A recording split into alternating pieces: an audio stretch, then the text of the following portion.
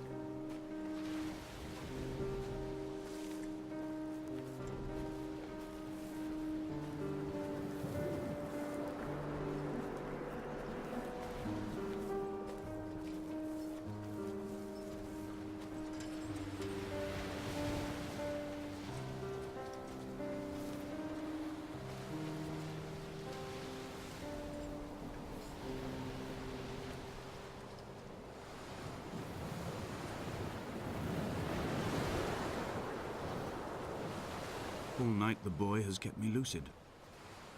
I sat, when I was at the very edge of despair, when I thought I would never unlock the secret of the island, I sat at the edge and I watched the idiot boy blink through the night. He's mute and he is retarded and he has no thought in his metal head but to blink each wave and each minute aside until the morning comes and renders him blind as well as deaf-mute. In many ways, we have much in common.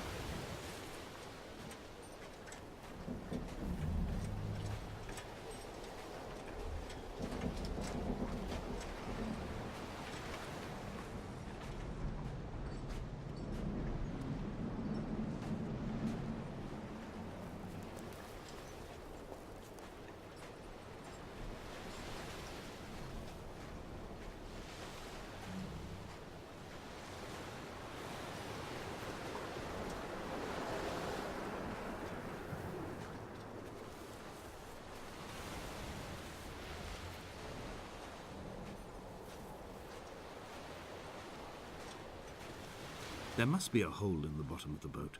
How else could new hermits have arrived?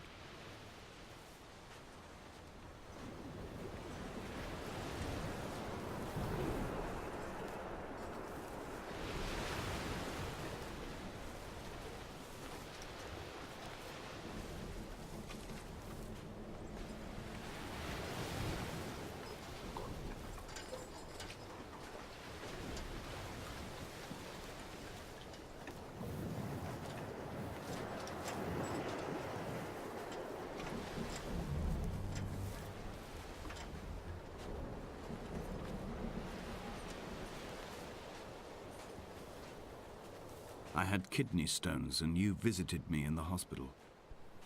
After the operation, when I was still half submerged in anesthetic, your outline and your speech both blurred. Now my stones have grown into an island and made their escape, and you have been rendered opaque by the car of a drunk.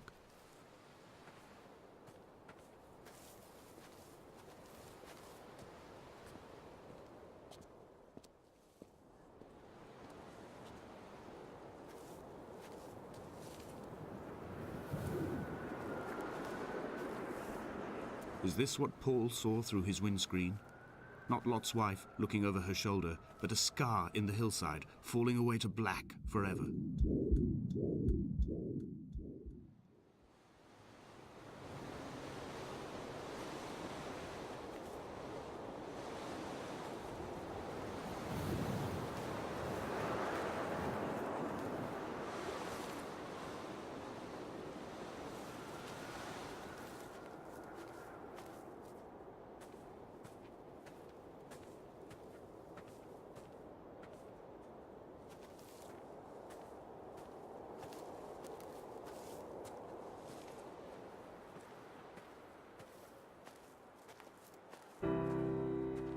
I've begun my ascent on the windless slope of the western side.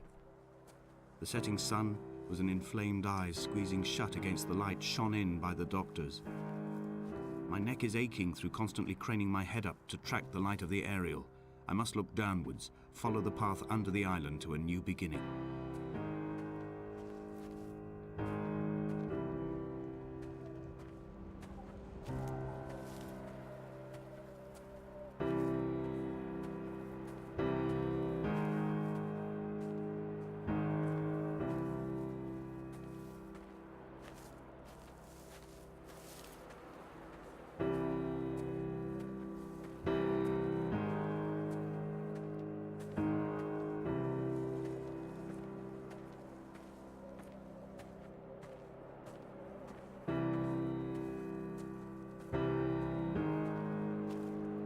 The bothy was constructed originally in the early 1700s. By then, shepherding had formalized into a career. The first habitual shepherd was a man called Jacobsen, from a lineage of migratory Scandinavians. He was not considered a man of breeding by the mainlanders. He came here every summer whilst building the bothy, hoping eventually that becoming a man of property would secure him a wife and a lineage. Donnelly records that it did not work. He caught some disease from his malcontented goats and died 2 years after completing it. There was no one to carve white lines into the cliff for him either.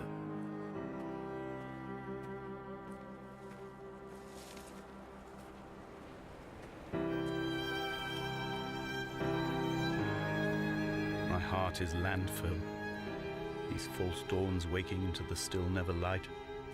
I sweat for you in the small hours and wrap my blankets into a mass. I've always heard the waves break on these lost shores, always the gulls forgotten. I can lift this bottle to my ear, and all there ever is for me is this Hebridean music.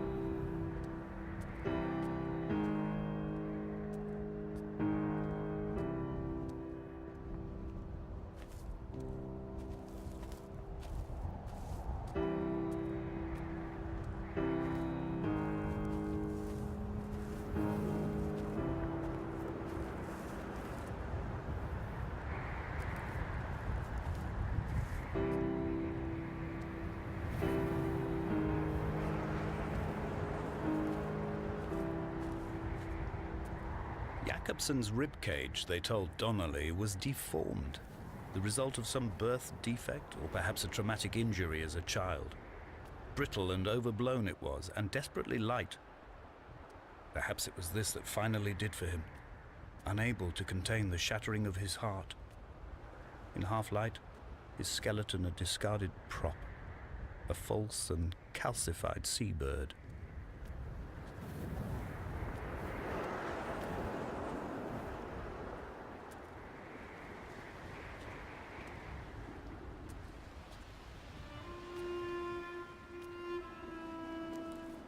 They found Jakobsen in early spring. The thaw had only just come. Even though he'd been dead nearly 7 months, his body had been frozen right down to the nerves and had not even begun to decompose. He'd struggled halfway down the cliff path, perhaps looking for some lost goat, or perhaps in a delirium, and expired, curled into a claw right under the winter moon. Even the animals shunned his corpse. The mainlanders thought to bring it home unlucky. Donnelly claims they dragged it to the caves to thaw out and rot, but he is proving an unreliable witness.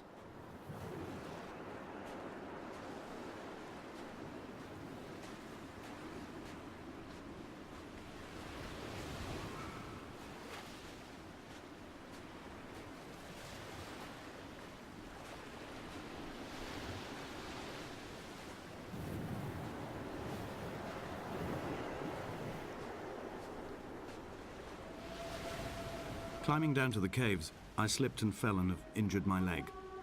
I think the femur is broken. It is clearly infected. The skin has turned a bright, tight pink, and the pain is crashing in on waves, winter tides against my shoreline, drowning out the ache of my stones. I struggled back to the bothy to rest, but it has become clear that there is only one way this is likely to end. The medical supplies I looted from the trawler have suddenly found their purpose. They will keep me lucid for my final ascent.